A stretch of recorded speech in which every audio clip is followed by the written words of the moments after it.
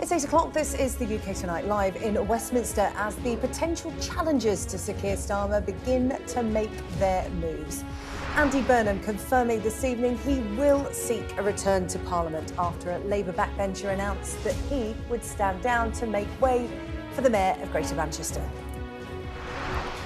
Sky News understands the Prime Minister won't block Mr Burnham from running, but a former minister who resigned this week says he shouldn't take anything for granted.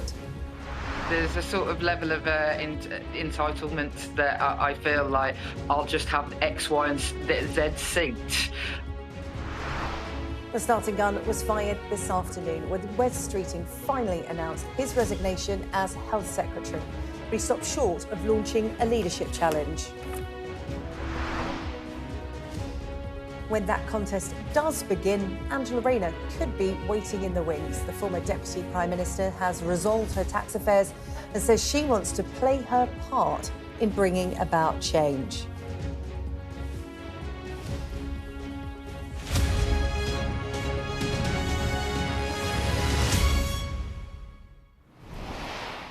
Well, it's now a week since the local elections that plunged Sir Keir Starmer into crisis. And today, some of those vying to replace him began to make their moves. Wes Streeting, he fired the starting gun at lunchtime today, finally announcing his resignation as Health Secretary. However, he stopped short of launching a leadership challenge. That gives Andy Burnham, the Mayor of Greater Manchester, a chance to get into the race. And tonight, he's confirmed that he wants to contest a by-election that could seal his return to Parliament. Sky News understands that the Prime Minister would not block Burnham's bid to run. And after days of uncertainty, perhaps now a sense of a direction of travel for the coming weeks and months. Well, this is what Mr Burnham posted on social media after the Makerfield MP Josh Simons announced that he would be making way.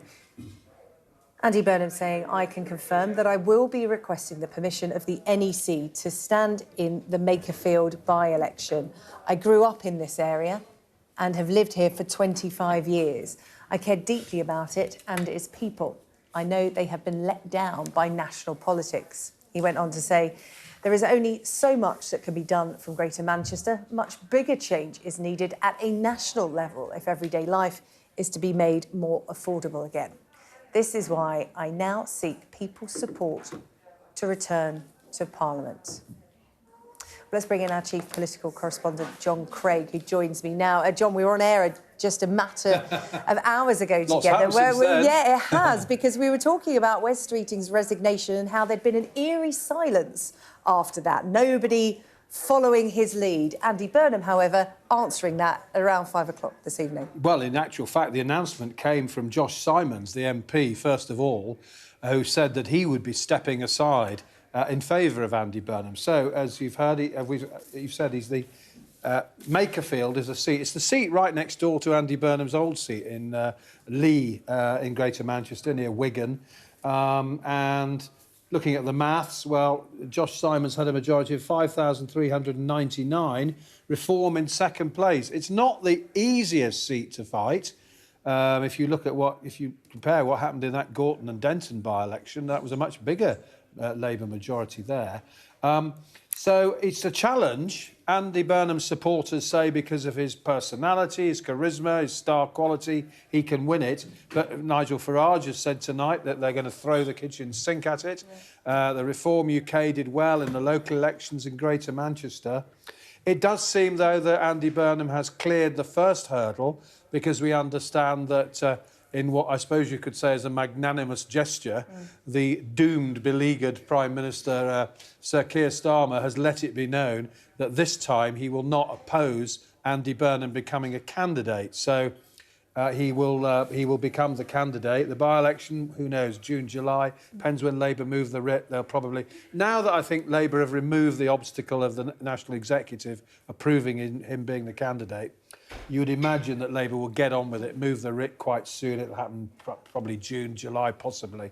And also, at the very latest is that even what you might call Starmer loyalists amongst junior ministers have backed the decision that's been taken. For example, Michael Shanks, He won a by-election in Rutherglen and Hamilton West.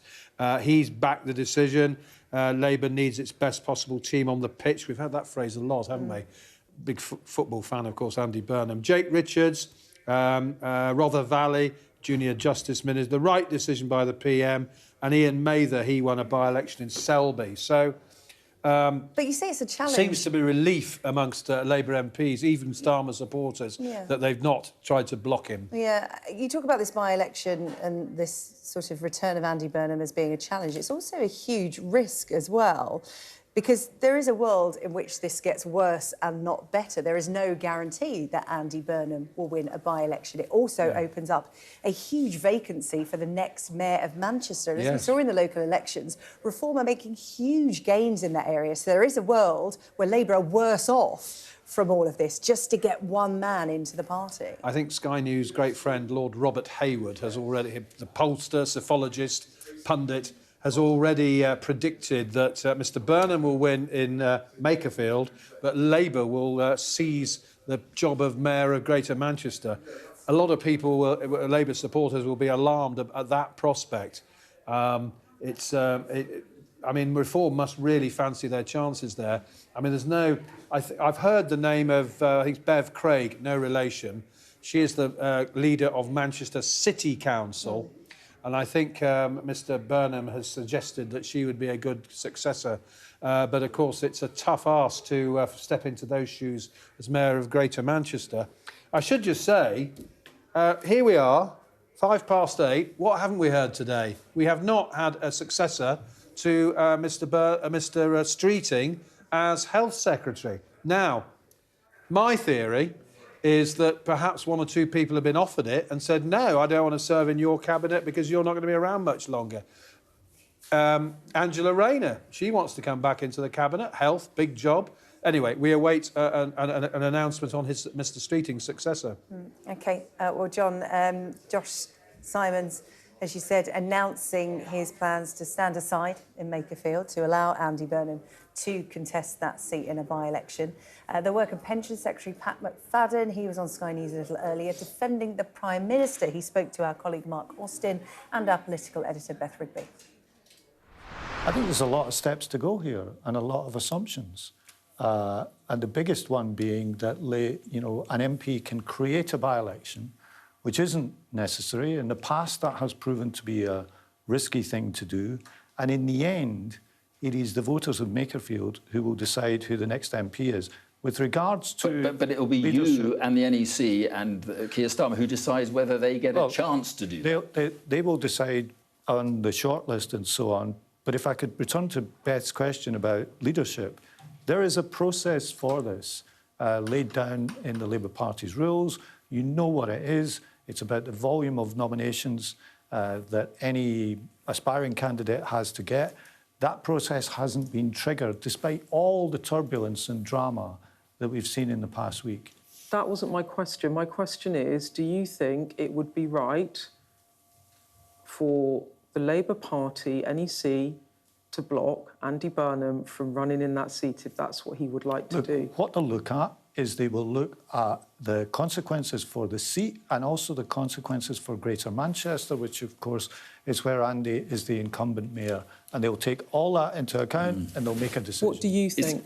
I think it's up to them. What do you think? I think it's up to them. I think you're trying to avoid the question. I cannot see a world in which the Prime Minister blocks Andy Burnham from coming back and doesn't trigger a leadership race. That may be the case. But constitutionally and in a rule book, it is their decision. Isn't the point here that the Prime Minister has a chance to do this with dignity on his own terms? He could just announce a timetable for a contest. He could make it absolutely clear that he wants the broadest possible list of candidates. He could do it on his own terms with dignity. Why isn't he thinking about doing that? Is he thinking about doing that?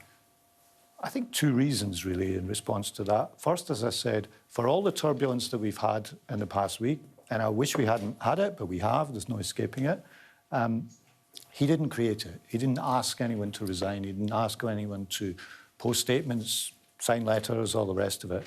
And secondly, he feels a deep sense of duty to the country as the elected Prime Minister. He understands that he has his critics, that people want him to do better, that the government has to be better. He made a speech about this on Monday. He knows that. He's aware of that. So I think it is not as simple as saying to him, some people are unhappy with you, why don't you trigger a leadership? Isn't the point here that we are going to look at weeks, probably months of utter chaos at a time when there's an economic crisis, cost of living crisis, wars on 2 continents, and Keir Starmer is going to sit in Downing Street and not arrange an orderly transfer of power, or at least a leadership contest in which he might take part? Well, he would... Why doesn't he do that? He would take all those factors you just cited, the effects of what's happening in the Middle East, all the things that are facing the country, and see that as a reason not to trigger weeks of a leadership contest, but as a reason to continue with the job which he was elected to do. And that has been his response to this all week. Pat, the Prime Minister has lost the support of nearly a quarter of the Parliamentary Labour Party. He's lost a Cabinet Minister. There's been 4 ministerial resignations.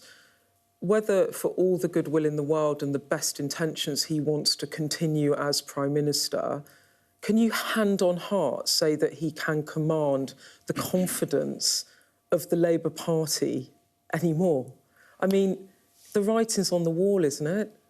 It's been a dramatic week, but I think he can continue. He wants to continue, and he wants to do the job he was elected to do. Is he going to stand at the next election as Prime Minister for Labour? He's got every right to do that. He was elected on a 5-year mandate. It's 3 years away. But I believe he wants to continue. Can you say, hand on heart, that the rest of the Cabinet support him wholeheartedly? Well, I'm not party to any other conversations that he's had with anyone else. You must know what other people think. You must know what other senior cabinet ministers think. Can you say, hand on heart, the rest of the Cabinet wholeheartedly support the Prime Minister? Was it Queen Elizabeth I who said, I don't have a window into people's souls? Well, all I can tell you is about the conversations I've had with the Prime Minister this week, which are a politician who deeply regrets all this drama and turbulence and wishes it wasn't happening, but who has this sense of duty to his job, to the country, and wants to continue doing that and serving the public. Pat, you keep saying that he regrets the chaos like it's nothing to do with him. The reason that the party is turning away from Keir Starmer is because of Keir Starmer. It's because of a terrible set of election results. It's because of Peter Mandelson. It's because the mistakes you've made in government, and they've decided that Keir Starmer is not the guy that will lead the party into the next election. They've lost confidence in him. Do you think they have lost confidence in him?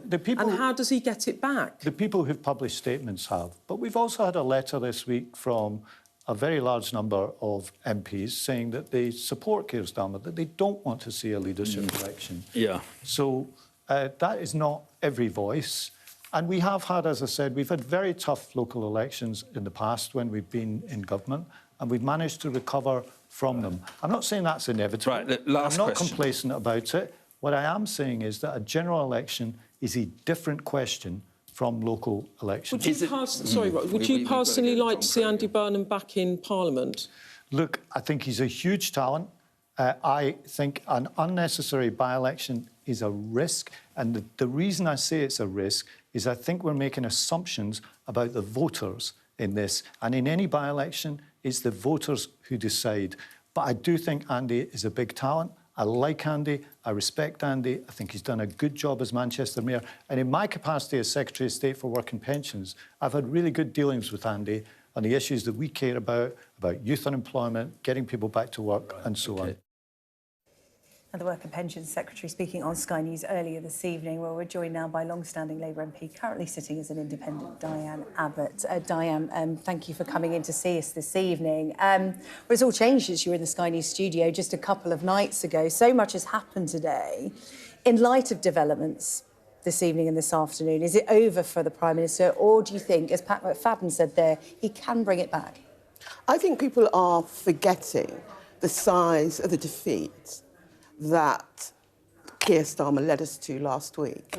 We lost Wales. It's the biggest local authority loss that the party's had in my lifetime. And in any normal circumstances, somebody who had presided over a loss of that size would step down. Is Andy Burnham the answer? Because, you know, we're likely to see him back. The way has been paved for him tonight. He now has a seat to stand in a by-election. Is Andy Burnham the answer to Labour's problems? Keir Starmer needs to step down, and then we need to have a selection for the new leader and the new Prime Minister. I believe in taking it a step at a time. First of all, Keir Starmer must recognise his position isn't tenable. What do you want to see from the Prime Minister? Because all we've heard from him today is a letter acknowledging the Health Secretary stepping down, saying he's sorry to see him go. But officially on his position, the last time we heard from him was effectively a statement he gave at the start of the Cabinet meeting on Tuesday, which said, look, you know, the process hasn't been triggered to remove me. I'm not going anywhere, so we continue. I govern. I lead. What do you think he should be doing this evening? If Keir Starmer had spent more time in electoral politics, he would know that at this point, he has no choice but to step down. I mean, remember, Keir Starmer only joined the Labour Party in 2014. Maybe if he'd been in politics longer, he'd know he cannot hang on in these circumstances. It's not a question of who replaces him, it's a question of him recognising his position is untenable. Do you think we could see that in the coming days? Because, you know, we were talking about the fact that, you know, this could lead to weeks, if not months, of chaos if this drags on like this.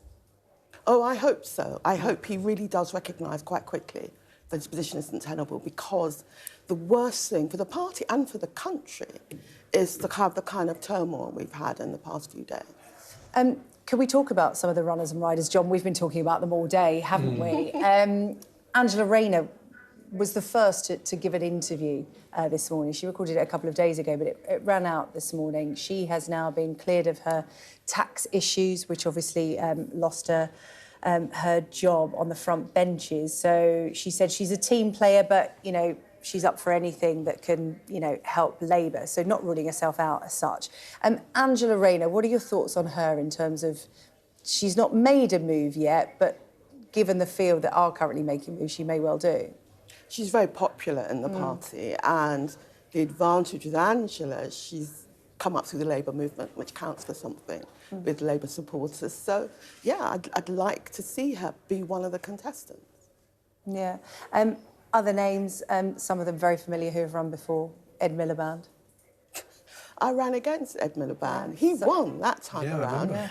But Andy was a candidate. Exactly. I know these guys. You came fifth and Andy was fourth. I know these guys. I really know these guys. So, and Andy Burnham has lost out twice. That was 2010 when Diane stood. That's right. So, you know, Ed ran, Ed lost. He's hugely popular in the party, but whether the public want a prime ministerial candidate who has lost before, I'm not sure. Yeah, I mean, Diane, you are on the outside looking in, but, you know, as you've just both made reference to, you know the Labour Party inside out. You know all these figures we're talking about only too well. So just give us a sense of when you're talking about, you know, someone coming in to turn the tide for Labour, because in the local elections, Sir Keir Starmer was talked about on the doorstep when campaigning, people saying, you know, the messenger is the problem. But ultimately, it has been the message and what Labour have or have not done in the 18 months since winning that general election. So who, for you, is the person that can turn Labour's fortunes around? Because, you know, the general public that would ordinarily turn to Labour are turning to Reform and Greens in huge numbers, as we saw, as you said, just last week. Yeah, it's very alarming, the numbers of people voting for Reform. I think we need somebody that the party will rally behind, and at this point, that is not Keir Starmer. And we need someone that can actually project and appeal to the public, which is certainly not Keir Starmer, but it could be any of the names that we've mentioned. Harold Wilson came back after losing an election. Thank you. He lost in 1970 and then won in 74, didn't he? Can I just mention a little bit of breaking news? Okay. Steve Rotherham, who all of us who work in politics in Parliament know is probably Andy Burnham's best mate in politics, Mayor of the Liverpool City region. Whenever we show pictures of Andy Burnham walking up Downing Street, the taller guy with him is Steve Rotherham. And he has put out a very long statement today, as you might expect, backing Mr Burnham and saying he's the man, and quite critical of. There's the picture. That's Steve Rotherham on the left. Let's give him a name check, because we've seen that quite a lot today. And Andy Burnham on the right there. You often see them together. When they were both MPs, I mean, they were almost inseparable, weren't they? Anyway, he has, as you might expect, given Andy Burnham his powerful backing tonight. Yeah, Diane, just a final thought in terms of not taking votes and the general public for granted, because, you know, they are sending messages, aren't they, whether it be with the general election and voting in Labour, or whether it is turning against Labour in the local elections, going to Reform and Greens. It was a Lib Dem Cabinet Office spokesperson, Lisa Smart, tonight, who said the arrogance of these men is staggering, to believe that representing a community is a gift to be handed to your mate shows utterly out of touch contempt. And that is the danger here, isn't it? Labour have over 400 MPs to choose from, yet they are going for Andy Burnham, someone they have got to get in by hook or by crook. And that is the danger, that could backfire. The Lib Dems and Reform will campaign on that. He's taking you for granted. He is using your constituency to further his own ambitions. It could well backfire on us. People don't like it. People don't like a candidate just walking in for their career, not because they want to help and support the actual members of Parliament. It's difficult, but we have to start by showing that we care about the people contesting, and we have to reach out to our constituents. Diane, thank you. Diane Abbott, currently sitting as an independent, but of course a very well-known Labour figure. Diane, thank you very much. Still to come here on the UK Tonight. We'll talk more about the career of Andy Burnham, thus far the man who has been dubbed of late the King of the North.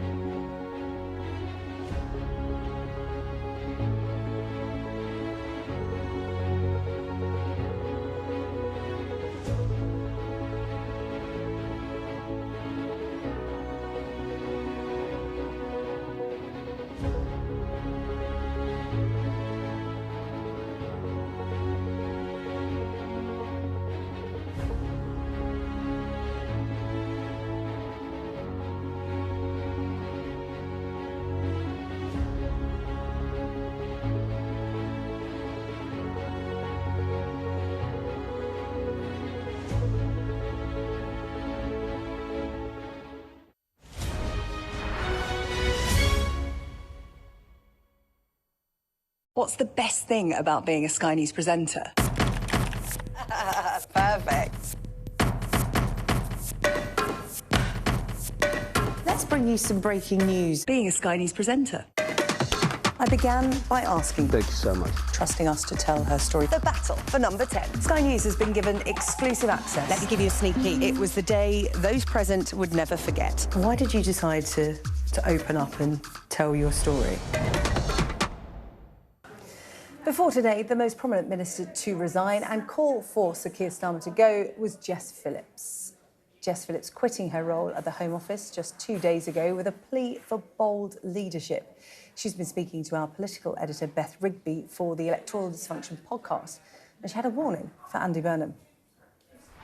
I have a huge amount of fondness for Andy Burnham, but I would also, but what I would also say is that, like, just be really, really careful of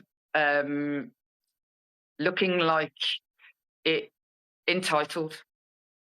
It looked like, you know, there's a sort of level of entitlement that I feel like I'll just have X, Y, and Z seat. I don't know, I'm really rooted in the place where I represent, maybe. And so I always think that it doesn't look great playing a sort of Game of Thrones. Yeah, I mean, you think the King of the North playing a Game of Thrones. I see what you did there. Did you mean to? I sort of didn't mean to, but maybe subconsciously. He is Jon Snow, yeah. I don't think that Keir Starmer, like, you know, I think he's with me on the substantive. That's of no question whatsoever. He wants to end child abuse. Like, that is not in question at all. What I think that he lacks and his operation lacks is the drive to get anything done with the gusto that is needed in a time like it's like we run an analog government in a digital world. Well, Andy Burnham has been dubbed the King of the North and has a proven track record of delivering success in Manchester. But his return to Westminster could be difficult, as Rob Powell reports. It's brutal, to be honest, isn't it? This is no way to run the country. He's been styled by some as the King of the North, but who really is Andy Burnham? Born in Liverpool and raised in Cheshire, Burnham has cultivated a gritty, grassroots political image. But his early path through politics was really anything but. First made a minister under Blair, he entered the cabinet under Brown. Moved to the culture and sport brief, he was heckled at a service marking the Hillsborough disaster. 96 fellow football supporters who died will never be forgotten. And he asked us to think at this time. That led him to back a new inquiry, eventually winning praise from families. But as Health Secretary, he was also criticised for his handling of the Mid-Staff's NHS scandal. Always ambitious, Burnham has already run for Labour leader twice, finishing fourth in 2010 and second 5 years later. He briefly served in Jeremy Corbyn's shadow cabinet, where he brought Keir Starmer into his team. But he quit as an MP in 2017 to stand in the first ever election for a Greater Manchester mayor. Andy Burnham selected. Winning by a landslide, within weeks his city was dealing with the deadly Manchester Arena bombing. His profile rose further during the pandemic, where he went into battle with Westminster over restrictions and financial support. If they impose this Tier 3 deal on us, they will ruin thousands of people's lives in this city. Many praised him for sticking up for the North, but others accused him of opportunism. Policy-wise, Burnham has spent his time as mayor focused on public transport, on rough sleeping, on housing and on growth. Now, while all aims certainly haven't been met, he can point to a Manchester that's booming on his watch.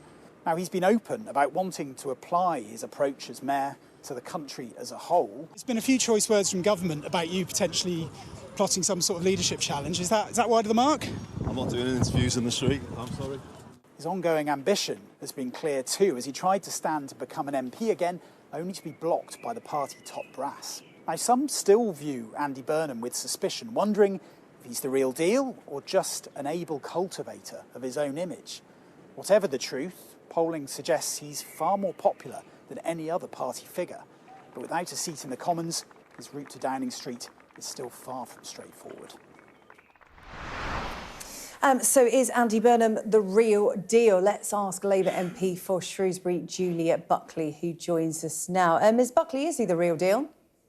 As far as I'm concerned, yes, and certainly the work that we've done together to improve public transport across the country. You know, it's about time we had leadership that extended beyond the Westminster bubble and spoke to and with and alongside all parts of the country. And that's certainly my experience of working alongside Andy. We were just getting a little look at his Westminster career for those who don't remember it. before he became Mayor of Greater Manchester. He finished fourth in the Labour leadership race in 2010, second in 2015. His career as a minister, perhaps not that much to write about. Is there more to Andy Burnham than buses and the fact that he's not from London? Of course. I mean, he's the only leader really that can unite the party, the members, and I think the country.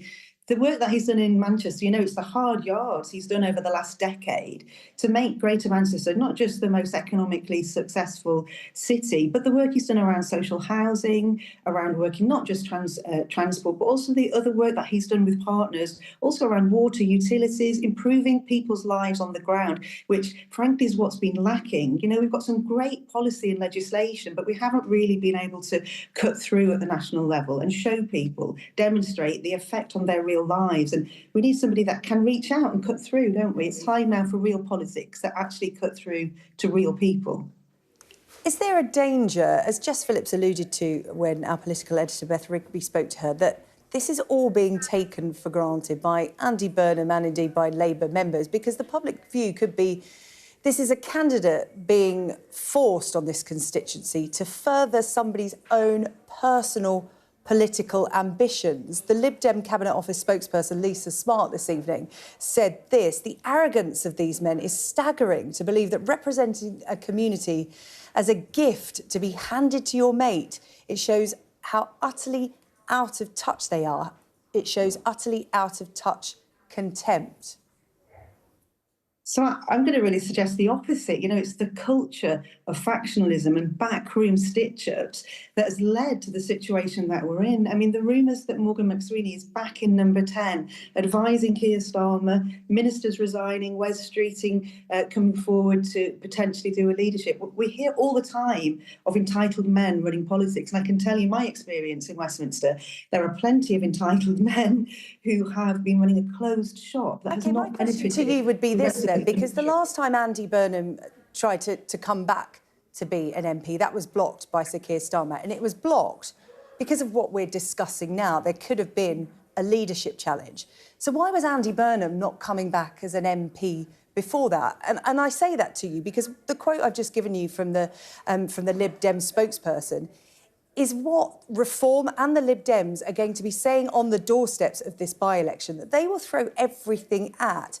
We know how many seats in the local elections Labour lost to Manchester. So that's what I'm trying to get at here. Why is Andy Burnham only coming forward now? There's a chance to be Prime Minister. Well, he certainly has put himself forward before, and I think what he's done is proven the case. When he thought he might be leader.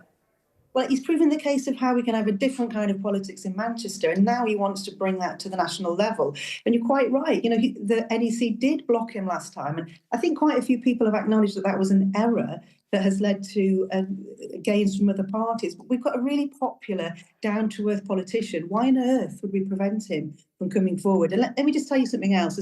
As a person who had to be selected and run in election campaigns 3 times before I made it to Parliament, I can assure you the process of being selected, he has to win a selection process first and get through the NEC. And then he has to do the hard job of actually earning the votes of people on the ground in that by-election. This is no gift. This gift is the opportunity to make the case and earn his place. And I wish him all the luck. And I think my phone is full of people texting me saying, how can they help? Because they want to see a real person who's down to earth actually make a difference in politics. Yeah, as you said, there are huge challenges ahead. It isn't a given. In fact, it's a huge gamble because there is a world in where this move actually makes things worse. Andy Burnham loses the by-election because Reform, the Lib Dems and the Greens gather pace and really throw everything at it. And also, there'll be a gap for the Mayor of Manchester. What if there is a Reform Mayor of Manchester? That is a possibility, and that makes everything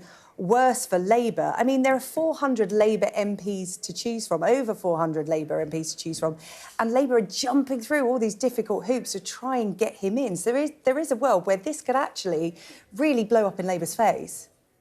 So if you speak to any of my colleagues on local election day last week, they would say things can't get any worse. And that's why there's such a consensus now that across all different parts of the party, we need to find a different way forward and be much clearer in communicating the bold policies that collectively we all want to see. And let's be really clear, across Greater Manchester, when Andy last stood as mayor, he came first in every single ward and constituency across Greater Manchester. He is the best placed person to win not just the by-election, but because of him, Labour is really well placed to win a by-election for mayor across Greater Manchester because of the hard work that he has done in the last 10 years to demonstrate through deeds, not words, the power of politics that Labour can deliver on the ground. And, you know, we need to cut through, don't we? We need somebody that can not just understand politics, but understand people. I had an email today from a farmer. I represent a rural seat in Shropshire, and a farmer emailed me to say politics really needs charismatic people like Andy,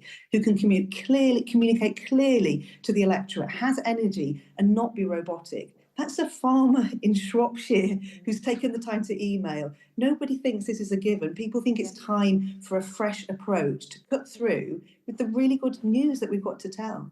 Yeah, you know, dealing with real people, but he'll also, you know, have to deal with global wars. Could he take on President Trump? Because, of course, it's not just about what goes on domestically, it's internationally as well. Internationally, you know, we're being affected and buffeted by world events. Can Andy Burnham take on the likes of Donald Trump? Well, you're quite right. And, you know, we should pay tribute to the fantastic work that Keir Starmer has done. He's been a real diplomat, hasn't he? And on the world stage has done fantastic work for the country. But you pointed yourself to the previous experience that Andy has got in government. And that's the thing about Andy Burnham. He's got decades of experience across government. And so he brings with him those skills and powers of negotiation. You've probably heard tonight that the NEC are very unlikely to block him this time. That's proper negotiation, to be able to persuade that group of people to change their mind. And I have full confidence in him. And what we're seeing is across all sections of the party, members and the population. That's the messages that I'm hearing tonight. Julia Buckley, really appreciate your time this evening, Labour MP for Shrewsbury. Thank you so much. Thank you.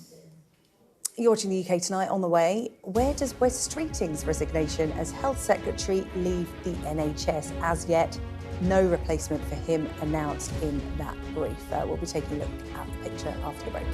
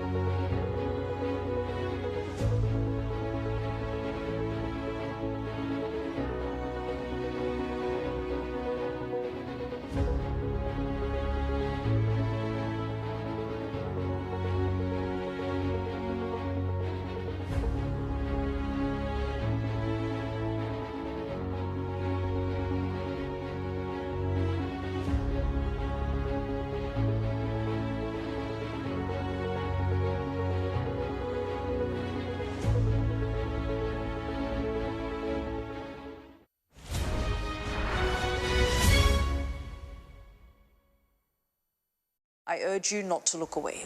If Hamas hands the hostages over, they will end this conflict. The world has been watching. Good to see you again. How are you? Did she say how he was? The conditions are awful. The jets were ordered to come back. Historic day here today. How will you respond if India does launch airstrikes? They'll be all out to war.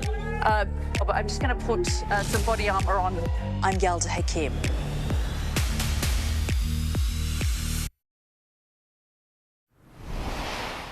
Well, I spoke too soon. Before the break, we didn't have a health secretary. A couple of minutes later, we do. John Craig has the details. It's James Murray, who Sky News, a familiar face to Sky News, news viewers, appears a lot here. James Murray, at the moment, is the number 2 at the Treasury to Rachel Reeves, Chief Secretary. He's the MP for Ealing North, became an MP in 2019. He was a shadow minister, was a whip. He was Deputy Mayor of London for Housing and Residential Development. That would have been 2016. That would have been under Sadiq Khan, wouldn't it? Yeah, an advisor to Sadiq Khan and a councillor in Islington. And went to Wadham College, Oxford. They've all been to Oxford or Cambridge, haven't they? But anyway, yeah, there he is, familiar face, loyalist, obviously. We wonder, don't we, whether perhaps other people may have been offered it and turned it down, because they have... Don't rain on his parade, John. They have taken their time, haven't they? Yeah. So there's a vacancy at the Treasury now, number 2 to Rachel Reeves. Big brief, Health. I mean, yes. When Wes Streeting resigned, there was half the first page was about what he'd achieve in that department in 18 months. And our health correspondent, Ashish Joshi, was reflecting earlier on today that there isn't a day that doesn't go by where there are 2 or 3 emails from the Department of Health about new initiatives, reviews. They are busy. Well, that's partly a reflection, of course, on action man Wes Streeting, of course. I remember when what's his name, Matt Hancock did that job, Health Secretary during COVID and everything. He was compared by parliamentary sketch writers to a Duracell bunny. Yeah, I mean, it's a big, massive department, massive budget. And in the King's speech yesterday, there was quite a lot of meaty legislation involving the health department. For example, you'll remember that Wes Streeting abolished NHS England, which was described as the biggest quango in the world or in Europe, I forget which. The Tories under David Cameron had a massive bureaucratic shake-up of the NHS, which clearly has not worked, far too bureaucratic. So Streeting was getting rid of that. The legislation on that is in the King's speech, and in fact it's one of the first bills to be debated. So some legislation as well as all the other measures. But of course Mr Murray will inherit the battle with the junior doctors, the resident doctors, which has been a constant battle being fought by Wes Streeting over the last year or two since Labour won the election. And also he'll be taking over at a time when maternity care, which is something we're focusing here on Sky News, there's that national review going on and due to report back before the summer. You saw pictures of him there. He was actually talking to our morning's programme. He was speaking to our colleague Sophie Ridge. Now, I'm betting he didn't know he was in the running for it then, because Sophie would have got it out of him. Was that today? Yeah, that was this morning. That was only this morning, right. He's had a busy day. No, he won't have known. He won't have known it first thing this morning, no. And the other big issue, of course, is if an MP comes near the ballot for private members' bills, which I think is next Thursday, assisted dying. That's Wes Streeting was against that. Not sure what James Murray's views on that are. OK, I'm being told that there are some more appointments. I've got a very clunky computer here, John. It's not my usual terminal, so I'm just really clunking away at these keys. Right, I've got them. So Lucy Rigby is moved up in the Treasury to Chief Secretary. She's already a minister there. Rachel Reeves is sorry, not Rachel Reeves, she's already there. Rachel Blake is a junior minister at the Treasury. And as it always says in these appointments, Wes Streeting has left the government. As if anybody would be unaware if you're tuning into Murray James Murray promoted to Health Secretary. Lucy Rigby moves up. Rachel Blake becomes a junior minister there. OK, I need to upgrade this laptop. It's useless. I've got none of that. Thank goodness you're here, John. And thank goodness for the trusty mobile phone. I know, yeah, very quick, very quick. And the Sky News Politics Department WhatsApp group. Oh, very good. It'll be up on the Politics Hub live blog on our website by now as well. I should log into that on my phone. Right. Well, as we said, Wes Streeting resigned as Health Secretary this afternoon. He called on the Prime Minister to step down in a scathing resignation letter. Let's take you through some of it. I was going to say the highlights, but probably the lowlights for the Prime Minister. This is what he told the PM about his decision not to stay in post, despite promising NHS performance stats that came out today. Wes Streeting writing this: having lost confidence in your leadership, I have concluded that it would be dishonourable and unprincipled to do so. He then moves on to the major defeat for Labour in local elections, saying last week's election results were unprecedented, both in terms of the scale of the defeat and the consequences of that failure. He directly criticises Starmer's leadership, writing, where we need vision, we have a vacuum. Where we need direction, we have drift. He then drew this stark conclusion: it is now clear you will not lead the Labour Party into the next general election. Well, the breaking news is that we have a new health secretary in light of Wes Streeting's resignation, and that is James Murray. He is moving from his number 2 position at the Treasury. Well, where does Wes Streeting leaving the NHS actually leave the service? He did so March. There were so many plans. Our health correspondent Ashish Joshi has been taking a look at the scale of this brief. None of us know what comes next. It's not a fair position for families at all. It could have been one of his major achievements as the health secretary, but instead, Wes Streeting leaves his post just weeks ahead of a key review into the country's maternity scandals. Bereaved families feel badly let down. It takes so much out of each of us, you know, the emotional toll of having to really go into the darkest time of our lives, losing our children and sharing that with a stranger. It's such a big ask, and we've done it. We don't want to have to do it again. We don't want to be in this position of having to build that relationship all over again with someone new from scratch. But I think that is the position we're in. I think sunlight is the best disinfectant. And it's really clear to me that the NHS is broken. Wes Streeting wanted to be seen as an NHS reformer, the health secretary, who would take a wrecking ball to the parts of the NHS that were failing and build them back more efficient and more productive. Instead, he leaves without seeing that ambition realised. We've got a lot to change in terms of the culture of the NHS, but at least you know that your persistence is changing that culture. Streeting has positioned himself as a champion of patient safety, listening to harmed families and backing their individual cases, including the Ahmed family, who lost their 5-year-old child Yusuf after the NHS failed in his care. He's always said, OK, if we made mistakes, we want to make changes. We want these implemented. We want to see changes. We do not want any other family to be sat with us going through the same concerns. So it's not just going through one ear and out of the other ear. He has physically been involved in these changes. This is already a time of significant upheaval in the health service. NHS England is being abolished and thousands of staff are currently facing redundancy. I became Sky's health correspondent in 2019, just before the COVID pandemic was declared. And in my time, there have been 7 health secretaries. It's a department that desperately needs stability, not uncertainty. There is a big merger going on between those two organisations, which was being overseen by Wes Streeting. Very complicated, bringing thousands of people together. In those organisations today, there will be a sense of where are we going now? Who is in charge of which team? Where does power lie? And decision-making will have completely ground to a halt as a result. Even his critics would have to accept that Streeting has energy and was fully invested in his brief. But the question is, will people feel let down now he's put his personal ambitions ahead of the promises he made to them about finally fixing a broken NHS and delivering justice for patients and affected families? Ashish Joshi, Sky News. Well, a lot for the new Health Secretary to get his teeth into. James Murray, the MP for Ealing North, moving from the Treasury to the health brief. It's been confirmed this evening. John Craig has been taking a look at his voting record and some big issues pertinent to this new brief. One big issue, you can probably guess which one, assisted dying. James Murray voted in favour of assisted dying. That is a boost for campaigners for assisted dying, which what happened was it got absolutely bogged down in the House of Lords, didn't become law.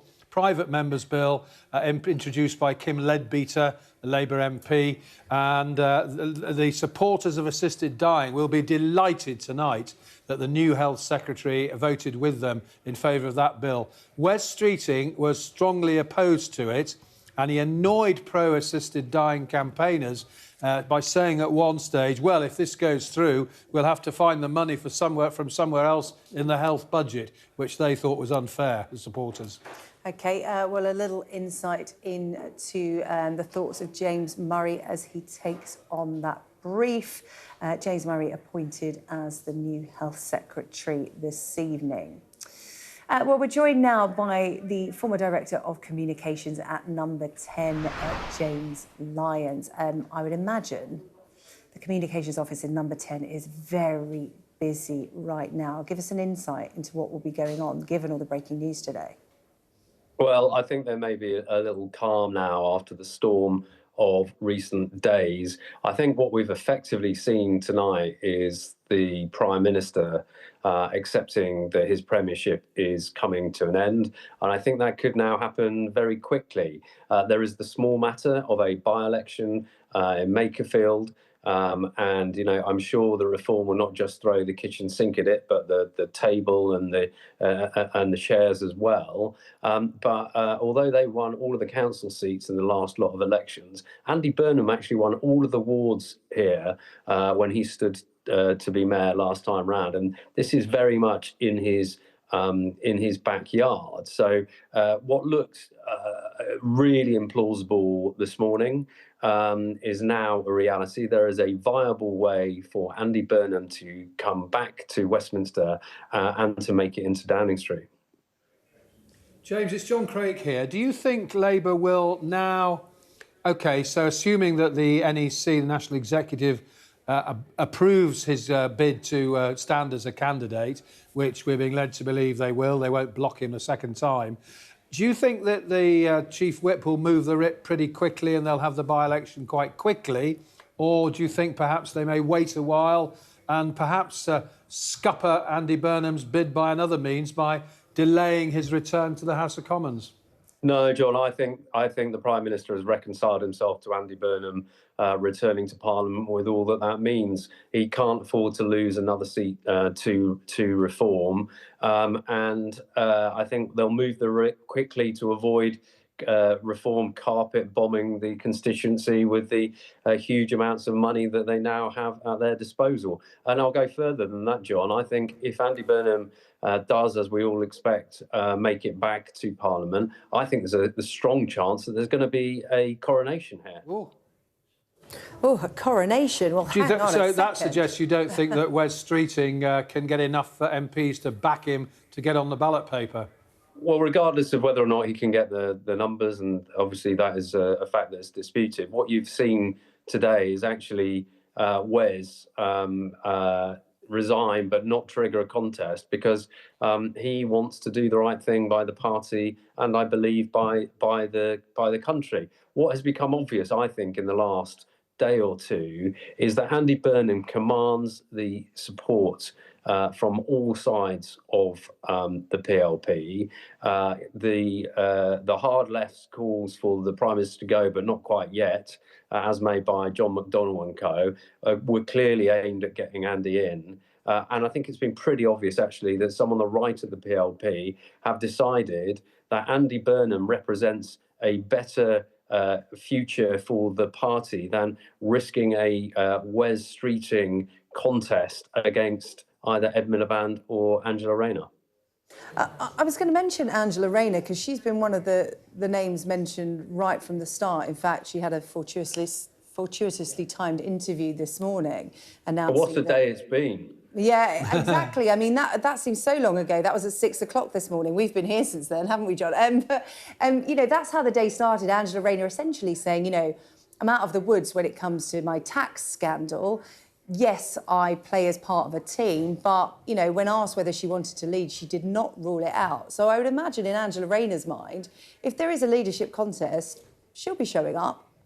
No, she all but endorsed Andy Burnham in a statement she put out over the weekend. And I think the surprise statement this morning about her tax affairs was designed to put a bomb under Wes Streeting and scare off anyone from the right who, might be tempted to back him for a contest.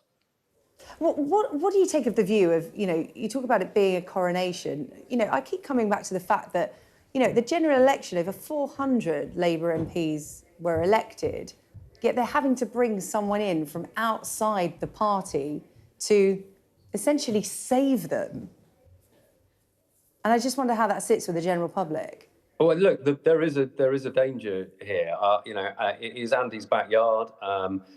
People I've been talking to in the Labour Party tonight feel pretty confident that he can do it. And frankly, if he can't win there, then they've got no chance against reform anywhere. Is the view that I have kind of been hearing. And look, it's third time lucky for Andy, right? He's run to be leader twice before. Yeah, a fourth in 2010, second in 2015. Could he come first next time around? My producer just said in my ear, what on earth does tomorrow bring? And that's actually a really good question, James, because, the only time we've heard from the Prime Minister today is in his acceptance letter, effectively, of Wes Streeting's resignation, saying sorry to see you go. Are we likely to hear from him on this matter, or is his best policy just to keep stum for now? I think he'll just want to get on with the job. I'm sure we'll see him pop up somewhere in the not too distant future. But if I were Andy Burnham, I'd be heading to Makerfield in the morning. OK, and James Lyon, really good to have your company and your thoughts this evening. That's James Lyons there, former Director of Communications for Number 10. Whew, job. I'm not sure that James is right about a coronation. Sounded dead certain. I think that if Wes Streeting can get onto the ballot paper, I think we may see a contest. I'd be surprised if it's a coronation. What about Andy Burnham's record when he was actually in Westminster? He held 2 cabinet posts. He had junior ministerial posts. He worked his way up. He was, I think I'm right in saying, Chief Secretary of the Treasury at one point. Yeah. His first job was Culture Secretary. And during that time, of course, it was the 20th anniversary of the Hillsborough disaster. He got booed by the crowd at Anfield. 5 years later, after that chastening experience, he really took up the case of the bereaved families. And 5 years later, he got cheered. Then he was Secretary of State for Health, which, of course, is a job we've been talking about today. And one of the controversies during that period, there were a lot of unexplained or suspicious deaths at a hospital in Stafford Hospital. And it was the talk was the bad standards of care. And he refused to hold a public inquiry. OK, well, look, it's his record as Mayor of Manchester that people are concentrating on rather than when he was last in Westminster. John, thank you. We'll have more on this developing story coming up next with Jimmy and Joseph. Thanks for watching.